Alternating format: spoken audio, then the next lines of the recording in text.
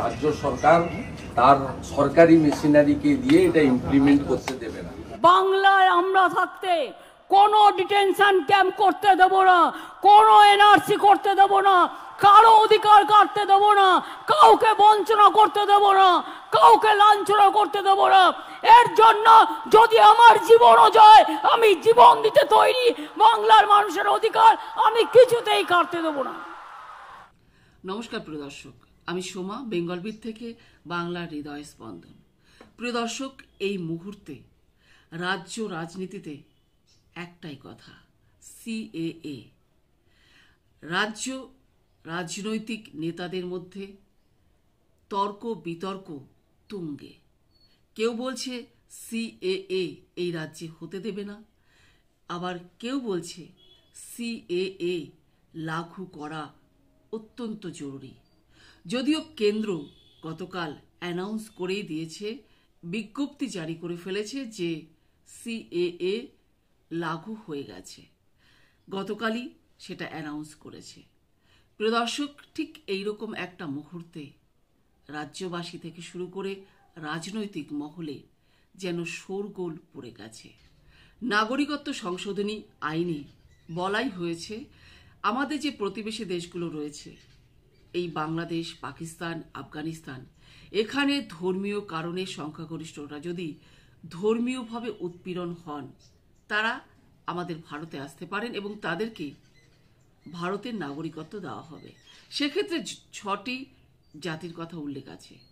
সেই 6টি জাতি হচ্ছে হিন্দু, খ্রিস্টান, জৈন, বৌদ্ধ, শিখ এবং পার্সি। এরা যদি নাগরিকত্ব পেতে চান তাহলে তারা আবেদন করতে পারেন। তো প্রিয় দর্শক, এই নাগরিকত্ব সংশোধনী আইন নিয়ে চলছে তোলপাড়। বিরোধীরা অনেকেই বলছেন যে যারা ভারতে বাস করছেন তাদের আবার নাগরিকত্বের কি প্রয়োজন আছে? তারা তো ভারতেই রয়েছে, তাদের আধার কার্ড রয়েছে, তাদের প্যান কার্ড রয়েছে, তারা ভোটার কার্ড রয়েছে, তারা ভোট দিচ্ছেন, তাদের ভোটে প্রধানমন্ত্রী হচ্ছেন, মুখ্যমন্ত্রী হচ্ছেন। তাহলে তাদের নাগরিকত্বের কি প্রয়োজন? যদি তারা নাগরিক না হন তাহলে তারাও তো প্রধানমন্ত্রী, মুখ্যমন্ত্রী কিছুই নয়, তাদেরও তো চেয়ারের কোনো দাম রইল না। বিরোধীরা এটাও বলছেন, যদি আপনি একবার ভারতের নাগরিকত্ব হারিয়েছেন তাহলে হয়তো আপনাকে আসামের মতো ওই ডিটেনশন ক্যাম্পে যেতে হতে পারে। হয়তো এই পশ্চিমবঙ্গ আসামের রূপ নিতে পারে, এরকমটা কিন্তু অনেকেই আশঙ্কা করছেন। কেন্দ্র হয়তো গোটা দেশবাসীকে সাহস যোগাচ্ছে। কিন্তু প্রিয় দর্শক, আপনারা তো দেখেছেন আসামে কি ভয়ঙ্কর রূপ নিয়েছিল। প্রায় 19 লক্ষ মানুষের মধ্যে 13 লক্ষ মানুষ ডিটেনশন ক্যাম্পে। সেই ক্যাম্পে কত মানুষ যে মারা গেছে তার হিসেব পর্যন্ত সঠিকভাবে আসাম সরকার দিতে পারবে না। তাই বলছি, সচেতন হওয়াটা ভীষণ জরুরি। পশ্চিমবঙ্গ যেন আসামের রূপ না নেয়, এরকমটাই কিন্তু আমরা চাই। তো প্রিয় দর্শক, আজ মমতা ব্যানার্জি উত্তর 24 পরগনা থেকে হুঙ্কার দিয়েছেন, এখানে সিএএ বা এনআরসি কোনো কিছুই হতে দেবেন না। আমরা আজকে তুলে ধরব তার বক্তব্য। সেই মঞ্চ থেকে তিনি রাজ্যবাসীকে কি বললেন, কি আশ্বস্ত করলেন, শোনাবো আপনাদের, শুনুন। এবার যে ইলেকশনের আগে প্রতারণা, ছলনা, বঞ্চনা,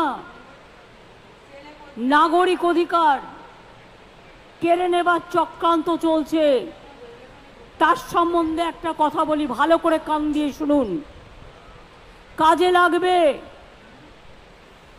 যে রুলসটা কালকে কেন্দ্রীয় সরকার ঘোষণা করেছে, আদৌ এটা বৈধ কিনা আমার সন্দেহ আছে। কোনো ক্ল্যারিটি নেই, টোটাল ভাওতা।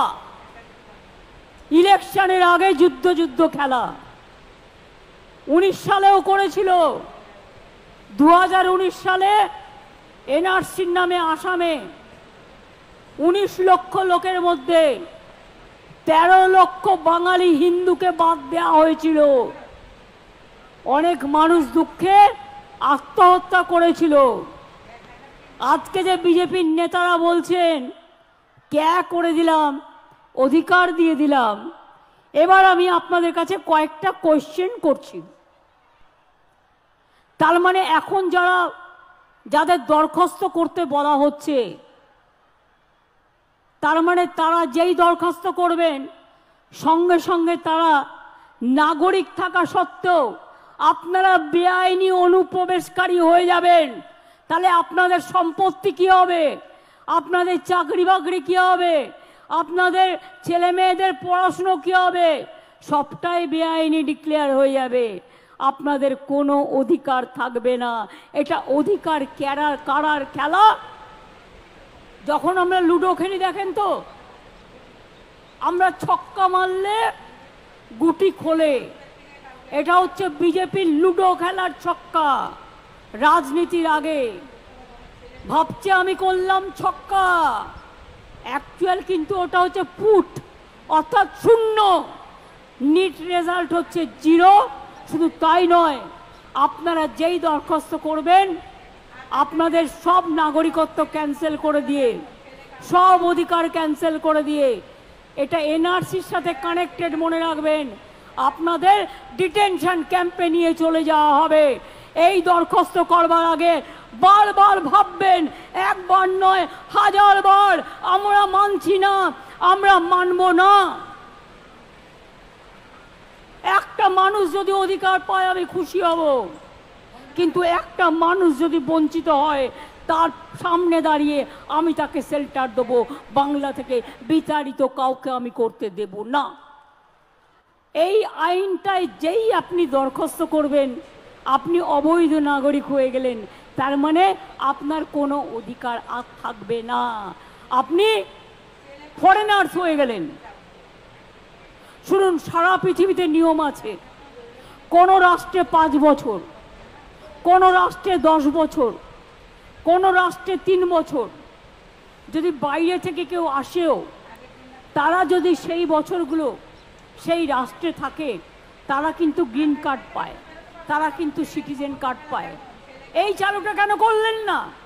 আগে তো ডিএমরা নাগরিকের কার্ড দিত, সেই অধিকার কেড়ে নেওয়া হলো। আর আজ বিজেপির হাতে আপনারা দিয়ে দেবেন আপনার ভাগ্য, শুধু একটা ভোটের জন্য, 2টো সিটে জেতবার জন্য। আপনাদের ভাওতা দিচ্ছে ভাওতা, ধাপ্পা দিচ্ছে ধাপ্পা। মনে রাখবেন, সব হারাবেন। এটাও যাবে, ওটাও যাবে।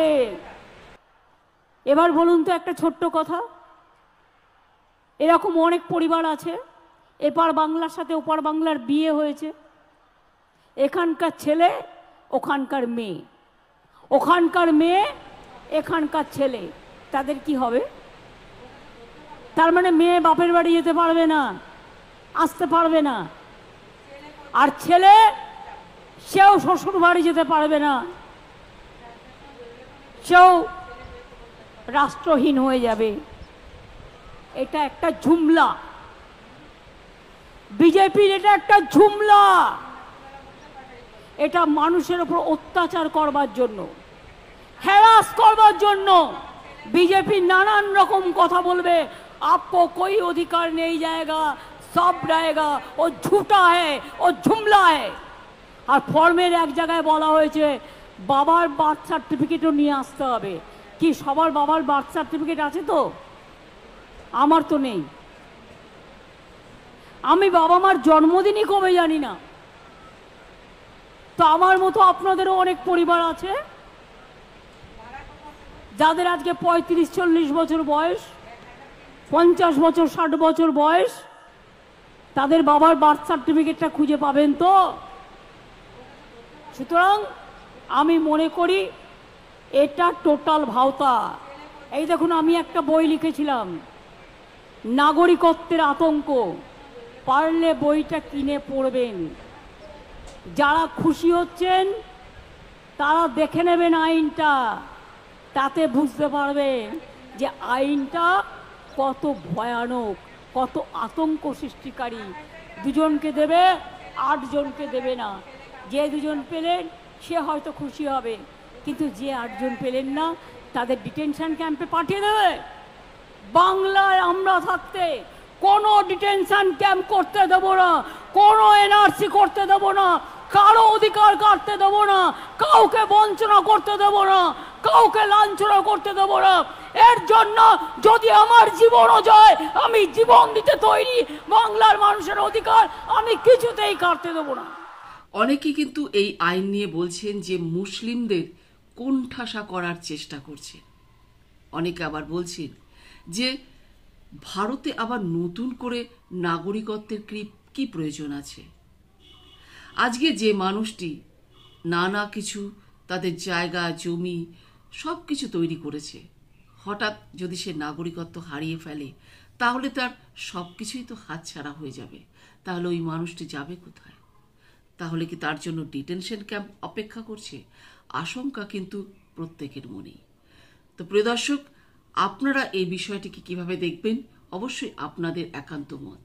তবুও বলবো অবশ্যই কমেন্ট করে জানাতে পারেন আমাদের চ্যানেলে। আজকের মতো এখানেই শেষ করছি। আপনারা ভালো থাকবেন, সুস্থ থাকবেন। তবে যাবার আগে আরেকবার অনুরোধ করছি, ভিডিও লাইক শেয়ার করবেন। আর যারা এখনো পর্যন্ত আমাদের চ্যানেলটি সাবস্ক্রাইব করেননি, চ্যানেলটি সাবস্ক্রাইব করে আমাদের সঙ্গে জুড়ে যান এইরকম আরো নতুন নতুন ভিডিও পেতে।